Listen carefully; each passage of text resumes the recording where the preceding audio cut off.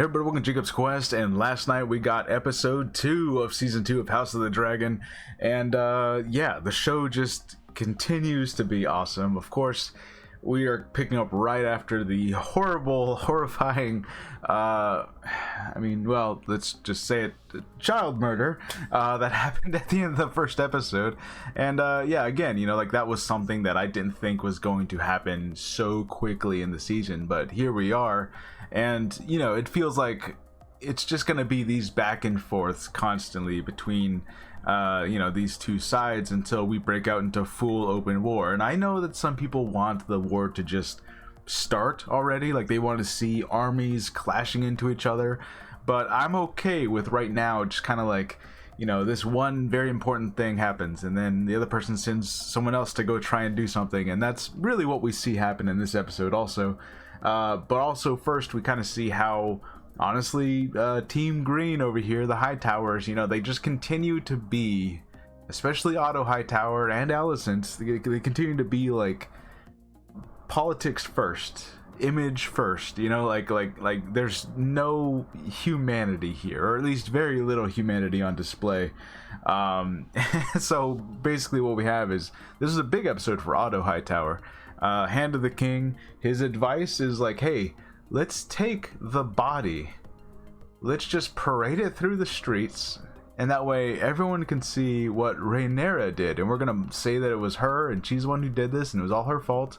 Look at this horrible thing she's done, and literally just like on display this body of, yeah, like and it was really disturbing.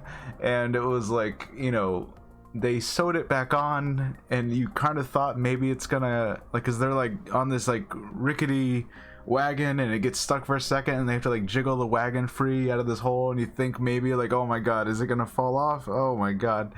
And so it's horrible. And it's like, damn, this is like, and Otto's like, it's all just about imagery. The people need to see us grieving. They need to see that we're the victims here, that we're in the right, and that Rhaenyra is evil, and she did this horrible thing, and it's all her fault, and I can't believe it. Like, that was like his first thought, which is crazy. And, to Aegon's credit, to be, and again, to my surprise, King Aegon does not seem like, at least, he doesn't seem as evil as like a Joffrey, you know what I mean? Like, he's not like the cruelest, most evil ruler we've seen in these shows, like he seemed like he was gonna be at least okay, and then this horrible thing happens, and even like the idea of parading the body around, he's like, no, we're not gonna do that. No, he has to be talked into it. So like, it seems like, hey, he was kind of normal, at least as far as normal can be in this world. And then he's just, like, unfortunately, this is the time that he became king, and all this stuff happened, and and so of course now he's on a rampage. He wants war, he wants revenge, and how can you blame him? You know what I mean? Like, can you blame him? So like, of course this is how things are gonna escalate. And that's pretty much where we have that. Otto tries to talk sense into them. He, and he's on a rampage. He has all the rat catchers hung up, so like 100 of them. So like, one minute the people are on their side, the next minute the people hate them, because like 100 innocent people just got hung because the only hint you had as to who was behind this was a rat catcher. So you're like, okay, all the rat catchers dead. And then Sir Criston Cole, the guy who's he's banging the queen like every 5 seconds in this show. Like, this is like, what, their third sex scene that we've seen them in by the end of this episode. Anyways, this guy, okay, so he's just a mess. He's so hateable.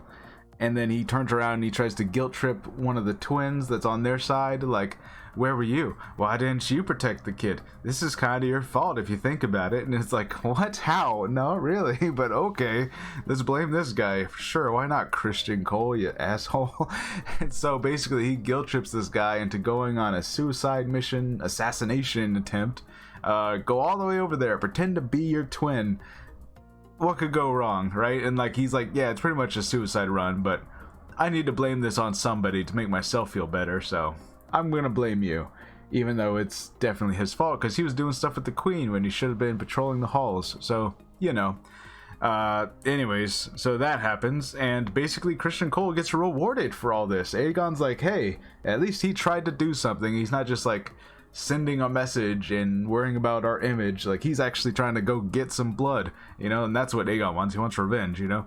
So he names Christian Cole the new hand. Otto Hightower's out of a job, and Otto's like, you insolent pup, you know. Like, he's a great performance. Like, he's going off to Hightower, but you know he's gonna come back and do some shenanigans. He's gonna start scheming. He's angry now. He's real angry, so he's gonna have all kinds of plans. But yeah, Christian Cole as the hand, Aegon all vengeful and wrathful as the king. This is gonna get messy really, really fast. I mean, it's already messy, but you know it's just gonna get worse from here. Anyways, after that, so we have the twin. He's going off to his assassination attempt. He manages to mostly sneak in there, but luckily, right before this, Rhaenyra had struck up a deal with the White Worm to like release her. And look, I'm not entirely sure what the story of this lady is, because I remember her from season 1. She was the one that Daemon was pretending got pregnant, and she was gonna be like the queen, and it was really just to piss everyone off. And then she was like an informant for Otto, and now she's just kind of on her own, but she's just like this kind of loose cannon, like, you know, wild card character. Like, whose side is she on? Is she even on a side? She's kind of just whatever deal works out better for her. That's her whole thing. But Rhaenyra was nice to her, so we have to assume, I guess, like when she saw the twin and she's like, wait a minute, I saw that guy inside, that's got to be the other one. It's implied that she went and told somebody, because as soon as the twin gets in there, the other brother shows up and like, brother, what are you doing? You know, like, so, you know, we have to assume that she went and alerted some of the guards that this was about to happen. So, you know, that's good. I'm sure she'll also be back. And they have a pretty decent fight, you know, brother versus brother, and then both of them end up dying, and the other one feels so bad, like, what have I done? And like ends up killing himself. And it was kind of like, okay, I get it. It's like, it's that fight of these two brothers, these two twins fighting each other is kind of symbolic of the fact that the House Targaryen is fighting itself, you know, like we have this internal civil war. How better to symbolize that than two twins actually fighting and killing each other? Like, that's pretty much what's happening in like a larger scale. Daemon, meanwhile, he denied. He's like, no, I did not tell them to kill a child. I'm not that kind of monster. And Rhaenyra's like, aren't you? I don't know. I can't trust you. I don't, you know, like, first of all, you did this whole idea on your own. You didn't tell anyone about it. And then when it all goes horribly wrong, you're like, not my fault. Like, I mean, you gotta take some responsibility here. You did pay these guys to do this. And again, the scene cut before we knew what Daemon said to these guys, to be like, what happens if we can't find Aemond? Cut scene. We don't know what he said. So like, it's again one of these things where like the audience is not entirely clear like what Daemon's motivations are, or like what he actually is like willing to do. Like, how evil is he? We know he's willing to do some bad stuff, but there have been several times throughout the show where it's like we're not given information, or it's like, I guess we just have to believe whatever we want to believe, you know, an unreliable history here. What did he say to them? We'll never know, I guess.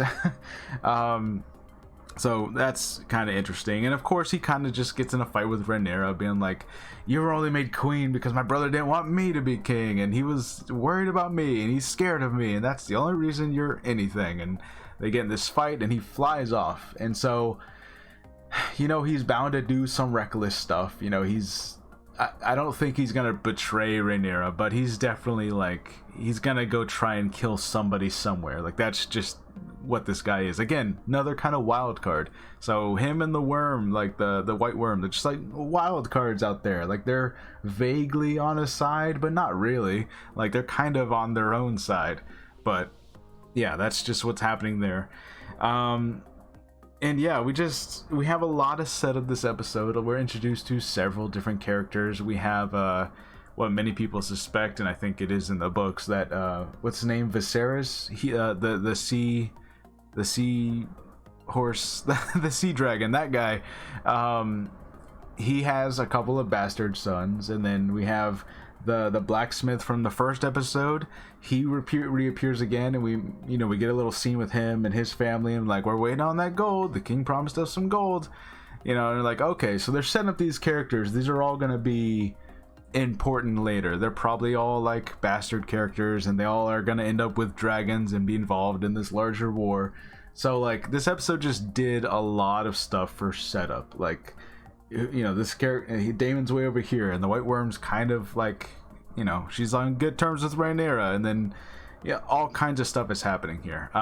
But yeah, just the show continues to be just really cool, really awesome. I'm hoping that next episode we do get some like, some real dragon action, but I'm totally into the politics of all of it, like just all the scheming and the backstabbing and all the planning and plotting, and like, Christian Cole was named the Hand. Is that what the other guy, the Clubfoot guy, is that what he planned on happening, or did he think he was going to be named Hand?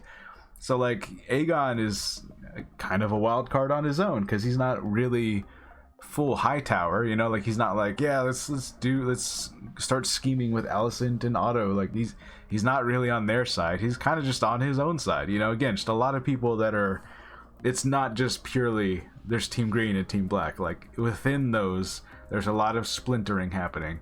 So it's all just really fascinating. Anyways, let me know what you guys think about House of the Dragon episode 2. Yeah, just I don't know. They're all horrible people in different ways. Right now, I will say this. Rhaenyra seems to be the only person who, like, at least as far as I can remember, she hasn't done anything overtly horrible. When I think about Daemon, like, Daemon killed several people, kind of messed up. Like, I think about every other character. I think each of them have done at least something that I would say is like, you're a pretty horrible person. I don't remember if Rhaenyra's necessarily done anything. The show definitely seems to be pro Rhaenyra, but I guess we'll see. I have to imagine she's gonna end up doing something really twisted, and we'll have to be like, oh, I kind of question you now. But anyways, let me know what you guys think.